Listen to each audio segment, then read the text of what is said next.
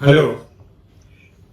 Hindi film इम्तिहान का एक गाना है किशोर कुमार जी का गाया हुआ, राही रुक जाना नहीं तू कहीं हार के, कांटों में चल के मिलेंगी तुझे राहें बहार की।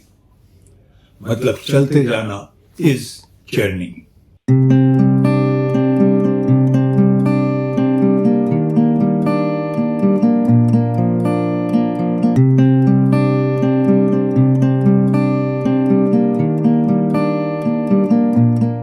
Hello, welcome to journey episode 44। कल संडे का जो संडे टाइम्स था उसमें एक बहुत अच्छा आर्टिकल निकला एक बहुत बड़े फिल्म मेकर के बारे में। Commercially he is not a very big film maker, but in the sense of quality cinema, human cinema, he has a very high position in the world. उनका नाम है अदूर गोपाल कृष्ण।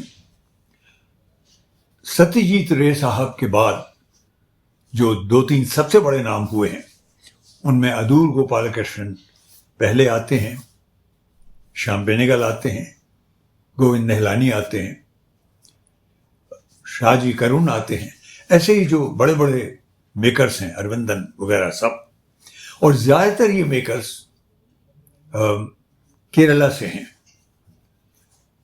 मानिकदा मतलब सत्यजीत रे साहब तो खैर बंगाल से थे। क्यों याद आई उनकी? संडे टाइम्स में ये आर्टिकल निकला अदूर गोपाल कृष्णन के लिए, क्योंकि उनकी जो पहली फिल्म थी, जो बहुत ही प्यारी फिल्म थी, classic film, black and white की थी, स्वयंवरम, वो 1972 में रिलीज हुई थी। आज उसको 50 साल पूरे हो गए। That's a landmark film. मुझे उस फिल्म की यादें बहुत करीब से मालूम है, क्योंकि कहीं ना कहीं एक तरह का इमोशनल सा ताल्लुक मेरा भी रहा है स्वयंवरम से, और उन दिनों खुद अदूर गोपाल कृष्णन साहब से। तब मैं लंदन में था और मैंने सिविल सर्विस भी छोड़ी नहीं थी तब तक, इंग्लैंड रेवेन्यू में था। बीबीसी में मैं ब्रॉडकास्टर भी था साथ साथ। तो उन दिनों, after having met the great Indian film mogul Raj Kapoor sahab and Dilip Kumar साहब, फिल्मों के लिए मैं और भी ज़्यादा प्रभावित होता गया। और मुझे, जब मैं ब्रिटिश फिल्म इंस्टीट्यूट का मेंबर बन गया और एनएफटी, नेशनल फिल्म थिएटर, जो साउथ बैंक पर एक आर्ट हाउस कॉम्प्लेक्स है सिनेमा का, वहाँ जाने लगा, फिल्में देखने लगा, तो उनकी एक किताब निकलती थी। उस किताब में वर्ल्ड के इस टाइप के क्वालिटी सिनेमा, जो कि कमर्शियल सिनेमा नहीं होता था, उसके बारे में बड़े अच्छे अच्छे लेख आते थे। फिल्मों के लिए एक पेज पे लिखा हुआ आता था, हर फिल्म के लिए अलग अलग, डेनिश फिल्म, जापानीज फिल्म, और छोटी छोटी इंडस्ट्रीज भी, तरह तरह की। मुझे बहुत एक अजीब सी चीज कचोटती सी थी कि इंडिया की वो स्थिति क्यों नहीं है। इंडिया के बारे में, इंडिया के सिनेमा के बारे में क्यों नहीं लिखते? क्योंकि वेस्टर्न कंट्रीज इंडिया का जो बहुत बड़ा सिनेमा था, commercial cinema, main stream cinema, उसको बिल्कुल नजरअंदाज कर रही थी। लेकिन एक और सिनेमा उभर रहा था जिसका मुझे पता चला, वो था पैरेलल सिनेमा। ये 71-72 की बात है। उन दिनों पुणे में जो फिल्म इंस्टीट्यूट ऑफ इंडिया था, उसके नए ग्रेजुएट्स निकले थे बाहर। उन्हें वर्ल्ड के सिनेमा के बारे में सब कुछ मालूम था। बहुत उत्साही लोग थे वो सब, लड़के लड़कियां। आज तो खैर वो बड़े बड़े महापुरुष हैं, बहुत नाम है उनका, जो जीवित है उनका। वो निकले थे और वो आंखों में नए सिनेमा के सपने लिए हुए थे। तो मिसेस गांधी उन दिनों प्राइम मिनिस्टर के अलावा इंफॉर्मेशन ब्रॉडकास्टिंग की मिनिस्टर भी थी, जहां तक मुझे याद है। तो उन्होंने अपने इनिशिएटिव पर फिल्म फाइनेंस कॉर्पोरेशन शुरू करवाई, इसी काम के लिए कि जो क्वालिटी सिनेमा के एक्सपेरिमेंट्स करना चाहते हैं यंग पीपल, उनको मदद दी जाए फाइनेंशियली। तो मुझे पता चला कि ऐसी बहुत सी फिल्में बन रही हैं जिन्हें फिल्म फाइनेंस कॉर्पोरेशन पैसे लगा रही है, उनमें थोड़े थोड़े पैसे। और ये 71 से शुरू हो गया था, 71-72 से। तो मैं जब ये पता चला मुझे, और मैं क्योंकि वो किताब देखता था BFI की, ब्रिटिश फिल्म इंस्टीट्यूट और नेशनल फिल्म थिएटर की, और मैं उससे मुझे ज़रा बहुत कचोटती थी चीज़, तो मैं एक दिन उनके दफ्तर गया, और मेंबर तो मैं था ही। मैंने कहा कि ये अजीब चीज़ है कि आप एक डिस्टिंग्विश सिनेमा के लिए इतना कुछ कर रहे हैं, और भारत में जो हो रहा है इसके लिए एक नई एक क्रांति सी पैदा हो रही है, उसकी आपको खबर ही नहीं है। ये क्या मतलब? मैंने कहा भाई वहाँ भी है नया सिनेमा उभर रहा है, उसे पैरेलल सिनेमा कहते हैं, वो बीच का सिनेमा है। There is neither too commercial and not too arty completely, वो बीच का है। तो बेचारे एकदम अंग्रेज लोग एकदम गिल्टी सा फील करने लगते हैं। उन्होंने कहा can you help us with this, will you do this for us security. इत्तफाकन मैं भारत आने वाला था, तो मैंने कहा करूंगा, मैं पता चलाऊंगा। तो मैंने पहले तो एक सोसाइटी रजिस्टर की, the council for the promotion of creative films of India, to promote such cinema. मैं इंडिया आया फिर, और इंडिया में मुझे पता चला कि FFI फिल्म फाइनेंस कॉरपोरेशन के जो चेयरमैन थे मिस्टर BK करंजिया, वो फिल्म फेयर के एडिटर भी थे। उन्होंने इसकी पहल करवाई बम्बई में, और कुछ बंगाली, कुछ केरल के, कुछ तमिल के और मलयाली और तरह तरह की फिल्म मेकर्स फिल्में बना रहे थे। और मुझे ये क्योंकि जिम्मेदारी BFI ने दे दी थी, तो मैंने कुछ फिल्में चुनी। मैं वापस लंदन आ गया, और एक उन लोगों ने कहा, करंजिया साहब ने हमें एक न्योता भेजी, इन्विटेशन लेटर हमने भिजवाया, वो नेशनल फिल्म थिएटर की तरफ से, उसका बड़ा नाम था। वो लेटर आया तो एक पूरा डेलीगेशन इंडिया से आया, जिसका प्रतिनिधित्व जो तो कर रहे थे वो deputy information broadcasting minister DB Sinha साहब कर रहे थे, जो बिहार के थे, बड़े यंग थे, मुझसे काफ़ी छोटे थे। और उसमें कुछ फिल्म मेकर्स आए, और BK करंजिया साहब आए, he was the chairman of the FFI। और one of the films that we showed there was Swayamvaram, a beautiful film. मुझे तो इतनी छू गई कि मुझे लगा कि मुझे क्या मैं करने वाला हूँ वो समझ में आने लगा। फिल्म मेकर बनने में तो अभी भी बहुत देर थी, पर मेरे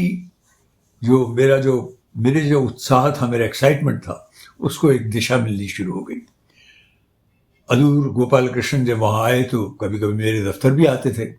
कई दफ़ा उन्होंने अपनी इनसिक्योरिटी भी जाहिर की और कहा कि विनोद कुछ करवाओ, क्योंकि डिस्ट्रीब्यूशन तो मुझे ही करवाना पड़ेगा, ये तो उधार के पैसे हैं FFI के। सिर्फ 1.5 लाख में फिल्म बनी थी, 1.5 लाख का उधार उन्होंने लिया था। थोड़े बहुत कुछ और पैसे शायद इकट्ठे किए हों। उन दिनों 2-3 लाख में फिल्में बनती थी, और FFI ने, फिल्म फाइनेंस कॉरपोरेशन ने, कई ऐसी फिल्में बनवाई थी। ज़्यादातर फिल्में चली नहीं थी, लेकिन उनमें एक अदूर की फिल्म थी जो प्रॉपर रिलीज हुई थी। शुरू में तो तारीफ नहीं हुई, पर फिर एक सिने पत्रिका साउथ की, उसने उसके बारे में कवर स्टोरी सी बनाई, और उसके बाद में उनकी गाड़ी चलनी शुरू हो गई। पर फिर भी वो काफ़ी साल तक फिल्म नहीं बना पाए, काफ़ी वक्त लगा दूसरी फिल्म बनाने में। इस दौरान और इससे पहले भी, फिल्म बनाने से पहले भी, उन्होंने फिल्म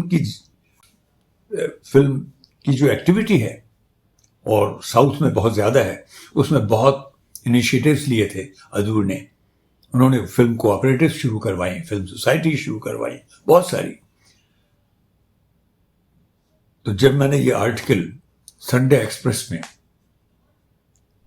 खूबसूरत आर्टिकल अहमद लाल साहब का पढ़ा अदूर के बारे में, तो पुरानी यादें 50 साल पहले की ताज़ा हो गई। अदूर आज भी फिल्में बना रहे हैं, पर उनकी फिल्में बनाने की जो जर्नी है कुछ मेरे जैसी है, कभी चलती कभी रुक जाती है। और इसीलिए गाना मैंने कहा, राही रुक जाना नहीं कहीं तू हार के, कांटों में चल के ही मिलेंगी तुझे राहें बहार की।